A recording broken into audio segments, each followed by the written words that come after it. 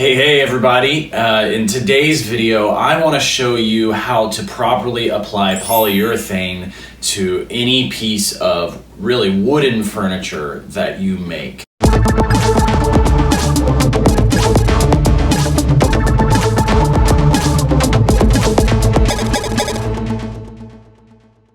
So I just finished making this coffee table, a mid-century modern styled coffee table made out of red oak.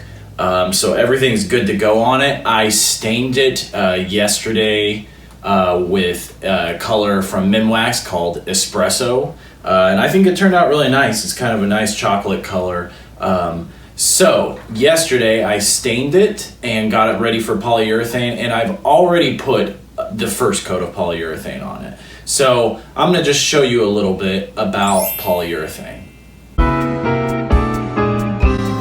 So when we're talking about polyurethane, we're talking about a more modern finish on wood, something that does protect the wood, and you do want to do multiple coats. So like I said before, this I have already applied my first base layer coat of poly, but we're going to want to do 3 coats at least on this table for adequate protection from water, from scratching, from everything else you might put your table through, and hopefully you're not putting it through a lot. So when we're talking about polys, we basically have 2 kinds of poly. We've got water-based polyurethane, and we have oil-based polyurethane. Okay? So these are 2 different types of polyurethane. One is water-based, one is oil-based. So I will say this, the oil-based polyurethane does provide a little bit better protection on wood than the water-based, okay? It is more durable, but it is oil-based. You do have to clean it up with mineral spirits, okay? And one thing I'd also like to add about it is that it will tint the color of your wood. It will add kind of an orangish amber tone to your wood. So you have to keep that in mind, that it will change your stain color, it will change the wood color if you're not using any stain at all, okay? Now, water-based polyurethane will not tint the wood. It leaves the wood and the stain color intact, exactly how you put it on. And one key difference between water-based polyurethane and oil-based polyurethane is the water-based polyurethane cures a lot quicker, okay? It dries, it cures a lot quicker than oil-based polyurethane. Actually, oil-based polyurethane in the right conditions can take up to around 30 days to fully cure, and that's in the right conditions. So that means if you apply oil-based polyurethane, it's gonna take a while for you to be able to use the furniture, for it to be safe to be put in your house, for all those VOCs to not get, inside your body. So on this table, I have already put the first coat of water-based polyurethane on, and that's what I'm gonna use. So today we're gonna do a second coat, and I'm gonna show you what to do with the second coat. So here is something that's pretty important, okay? Between coats of polyurethane. So you have your first coat on the table, everything's nice. Well, what you'll notice is that the wood grain, even though this is red oak, it's a pretty hard wood, it has raised the wood grain. So I had already sanded the table, made it baby butt smooth before I applied stain, and it was like that after stain. But after you apply your first coat of polyurethane, it does raise the wood grain. So as I feel that table now, I can feel it's not as smooth. So what you want to do in between coats of poly is you want to sand, okay? Sand it back smooth, but you also want to sand to provide a nice actual bond between the first coat of poly and the second coat of poly, okay? The only case where you don't sand in between coats of polyurethane is when it's been like 2-3 hours between coats, okay? But it's been 24 hours since I last coated this, and it's time to sand.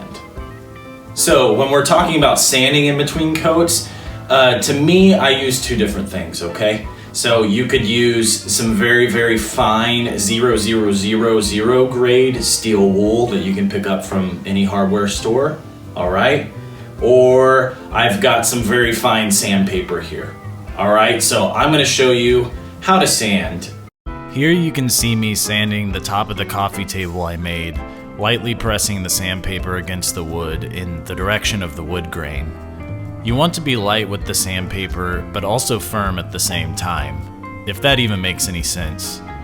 You want the press firmly enough to smooth the surface of the table and to be able to sand out the dust nibs, but you don't want to press so firmly that you take off most of your previous coat of polyurethane.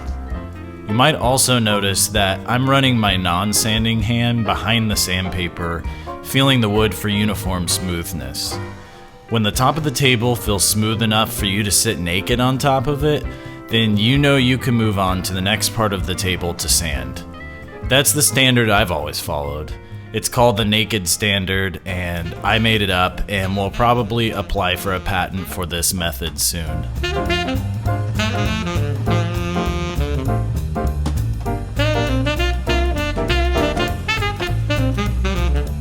As soon as you're finished with the top of the table, move on to the bottom and the sides, as you can see me doing here.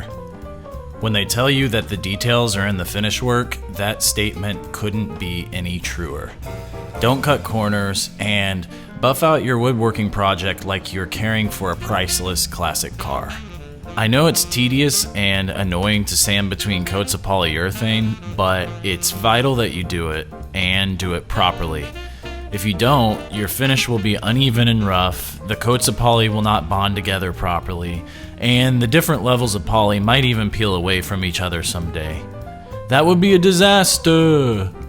But that's not going to happen because you're going to do this correctly and not be lazy, aren't you? That's a good woodworker. Look at you doing everything properly. I'm so proud of you. Okay. So after you have finished sanding, you'll notice that there is a fine layer of poly dust all over your table. Take a lint-free cloth and lightly, and I mean lightly, wet it. Gently wipe the dust off your table with the wet cloth, and then take a dry lint-free cloth and remove the excess moisture from the table. Keep in mind that you can't use any old cloth for this, and it has to be lint-free. Believe me, I've used the wrong cloth to wipe my table down before and ended up getting little annoying fabric particles between the wood grain. You do not want that to happen. And then another thing that I do is take a leaf blower and give the table a thorough blowjob to dry it off. I'm not even gonna make a joke here. Okay, finally, it's time to add your table's second coat of polyurethane. The key and most important thing to remember is to use a high-quality brush and to apply a thin, even coat in the direction of the wood grain. Don't get the poly all goopy and put on too much. That's what your multiple coats are for. This particular water-based poly goes on a milky color but dries clear to aid in your application process. I'm not going to make you watch me apply finish to this whole table. I think you get the point. When you are finished, clean up your brush with soap and water and let your polyurethane cure according to the manufacturer's guidelines.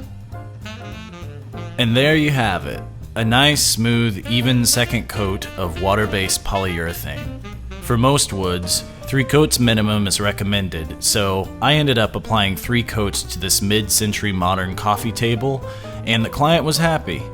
Remember, when you apply your last and final coat, don't sand afterward. I think this table turned out quite nice. Good luck, woodworkers. Bye-bye.